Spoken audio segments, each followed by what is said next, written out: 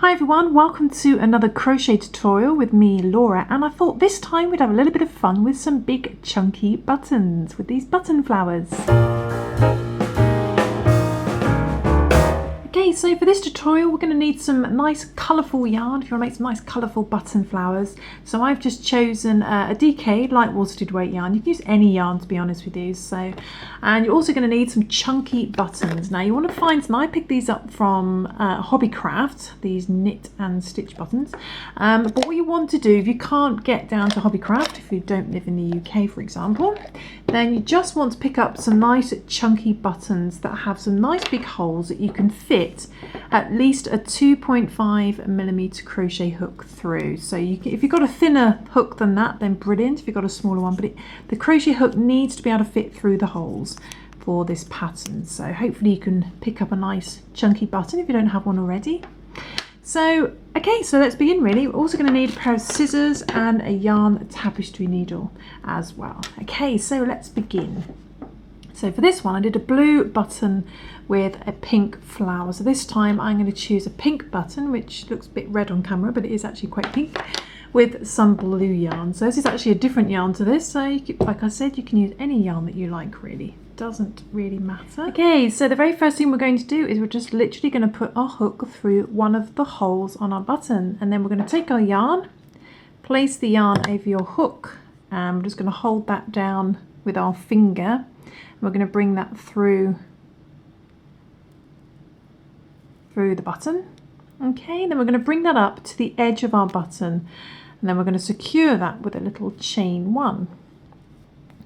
And then just make sure that that tail end is not too short, and just always hold it with your finger just to hold it into place. Then we're going to do another little chain one, but we're not going to count that as a stitch. That's just going to be the chain one we're going to slip stitched into at the end. Okay, so what we're going to do now is we're going to chain two on top of that, 1 and 2. So technically you've chained 4 in total. Chain 2, and then we're going to put our hook back into the same hole. So we're going to go back into there, and we're going to bring that yarn through the loop again, through the hole again. Okay, let's bring that through. Then we're just going to bring that up to the edge again. Then we're going to yarn over, and we're going to pull through the big loop and the loop on our hook to do a slip stitch. Okay, and then we're going to chain 2, 1 and 2, and we're going to move on to the next buttonhole. So we put our hook into the next buttonhole and just bring the yarn through and up to the edge, and again just yarn over, pull through that loop, pull through the loop on your hook to do a slip stitch, and then just repeat that round. Do chain 2 again, chain 1 and 2. We're going to go back into the same hole again, so we're going to go into each hole twice. So go back into the same hole again, just bring your yarn up to the edge and do a little slip stitch. There's our next one. Then we're going to move on to the next holes. Chain 2, 1 and 2. Go into the next hole, bring the yarn through, bring it up to the edge and do a little slip stitch. Chain 2 and repeat. So go back into the same hole, go into each hole twice, bring the yarn through, do your little slip stitch, then chain 2, move on to the last hole, 1 and 2. Let's move on to the last hole, hook into there, bring the yarn through, up to the edge, slip stitch, chain 2, 1 and 2, and go back into the last hole again, bring it up, slip stitch, then chain 2, and we're going to slip stitch into our first chain that we did. Not the very first one when we joined the yarn, but that first one we did, that second one basically, before we did our chain 2. We're just going to slip stitch into there. Okay. and that joins the end of the round. Hopefully that will fit around the edge of your button, like so. If your button's bigger, you may need to chain more in between, so you might need to chain 3 instead of 2, and if it's too tight and it's really curling up, you may need to do that. So just have a little experiment of what works, how many chains you need to do around the edge to make sure it fits nice and flush, and then you may need to do more or less. Okay, so what we're going to do now is we're going to find our first, let's just pull that tail end, make sure that's still tight. We're going to find our first 2 chain space. It's going to be between the first V here. So this first 2 chain space. I'm going to put our hook into there, just under there, and just underneath the chains, bring your yarn through, and we're going to do a little slip stitch to begin, little slip stitch. Then we're going to yarn over, go back into the same 2 chain space, and just wrapping it around the chains, do a half double crochet. Okay, half double crochet. So in UK terminology, that's a half treble. Then yarn over again and go back into the same space again and do a double crochet, or in UK terminology, a treble. So double crochet. Then we're going to do a treble crochet.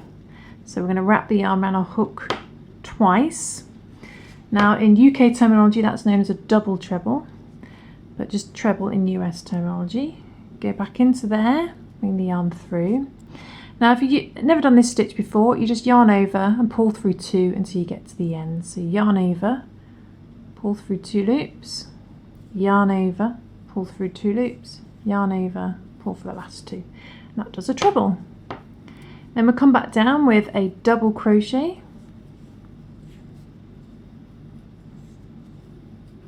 and a half double crochet, all in the same 2 chain space. Okay, and that's your first petal completed. So you don't need to worry if that's a little bit tight like that, because this will loosen it up. Then what we're going to do is find our next 2 chain space, which is going to be in between our V's, and we're going to slip stitch into there. Make sure you go onto there properly and just slip stitch over. And then repeat the same stitches. So we start off with a half double crochet, or half treble, pull through all 3, a double crochet, or treble in UK terminology, then a treble crochet, so wrap the yarn around your hook twice, then it's just yarn over, pull through 2, yarn over, pull through 2, yarn over, pull through 2 to do a treble.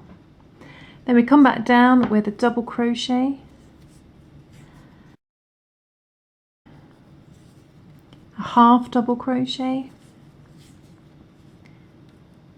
and then that's it. There's your next petal, and then we slip stitch in the next 2 chain space, which this time will be between the V's. So just make sure to go under it properly and not go through. You need to make sure you're between those 4 loops, and then repeat the same stitches again. So a half double crochet,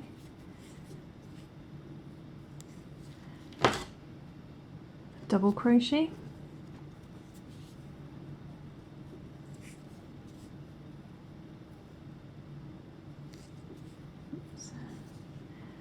treble,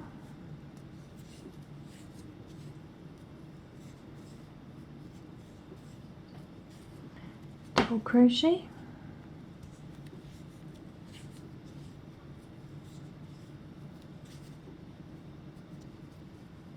and a half double crochet. Oh, completely came undone. Let's try that again. And there we go, and then just repeat that round for each 2 chain space until you get back to the beginning, making sure just to slip stitch over into the next 2 chain space. Okay, so I shall do that, and then I shall come back and we'll have a look at the finished flower.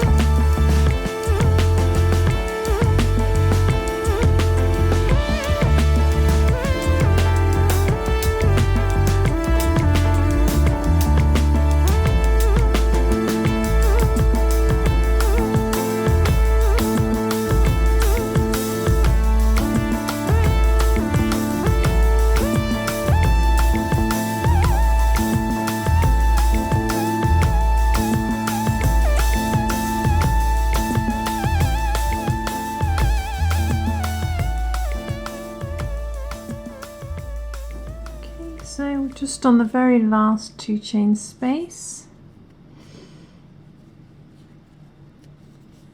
Just trying to remember what stitches I'm doing.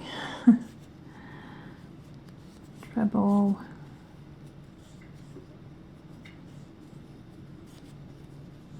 double,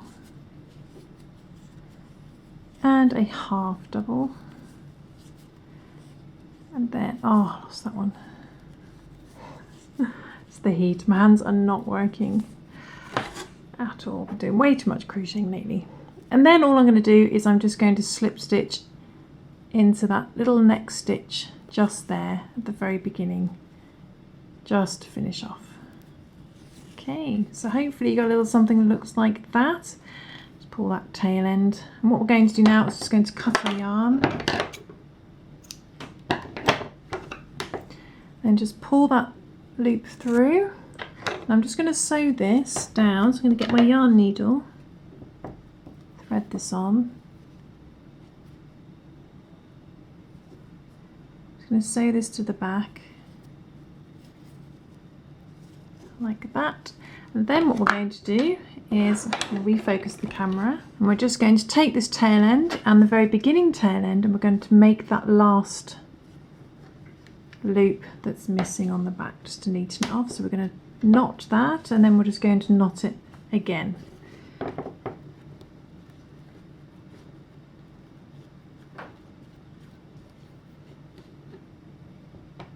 Okay, then trim down the excess, and there we go, and that matches up on the back.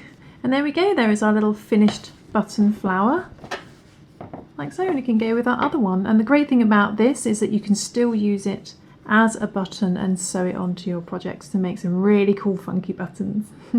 So I hope you enjoyed that tutorial. I hope you managed to follow along. I hope you managed to find some chunky buttons as well. But I'll see you soon for some more crochet crafty fun. Thanks for watching, guys. Bye.